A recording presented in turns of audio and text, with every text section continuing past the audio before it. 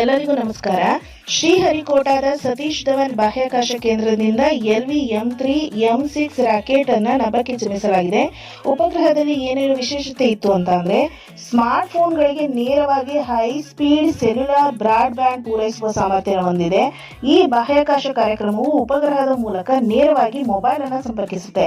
ಇದರಿಂದ ಪ್ರತಿಯೊಬ್ಬರಿಗೂ ಎಲ್ಲಾ ಟೈಮಲ್ಲೂ ಕೂಡ 4G 5G recorded videos and ಕರೆ, ಟೆಕ್ಸ್ಟ್ ಸ್ಟ್ರೀಮಿಂಗ್ ಮತ್ತು ಡೇಟಾ ಸೌಲಭ್ಯ ದೊರೆಯಲಿದೆ.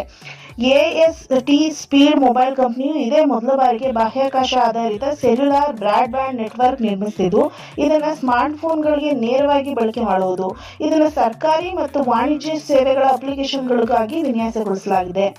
ಇದು 6100 kg ತೂಕದ ಬ್ಲೂ ಬರ್ಡ್ ಬ್ಲಾಕ್ 2 ಸಂವಹನ ಉಪಗ್ರಹವನ್ನು ಹೊತ್ತ LV-M3 M6 ರಾಕೆಟ್ ಆಂಧ್ರಪ್ರದೇಶದ ಶ್ರೀಹರಿಕೋಟಾ ಬಾಹ್ಯಾಕಾಶ ಉಡ್ಡಯನ ಕೇಂದ್ರದ 2ನೇ ಲಾಂಚ್ ಪ್ಯಾಡ್ ನಿಂದ ಬೆಳಗ್ಗೆ 8:55ಕ್ಕೆ ನಭಕ್ಕೆ ಚಿಮ್ಮಿಸಲಾಯಿತು. ಅಂದ್ರೆ ನಿನ್ನೆ ಭಾರತದ ಮಣ್ಣಿನಿಂದ ಉಡಾವಣೆಯಾದ ಅತಿ ಹೆಚ್ಚು ತೂಕದ ಉಪಗ್ರಹ ಈ ಬ್ಲೂ ಬರ್ಡ್ ಬ್ಲಾಕ್ ಉಪಗ್ರಹ ಆಗಿದೆ.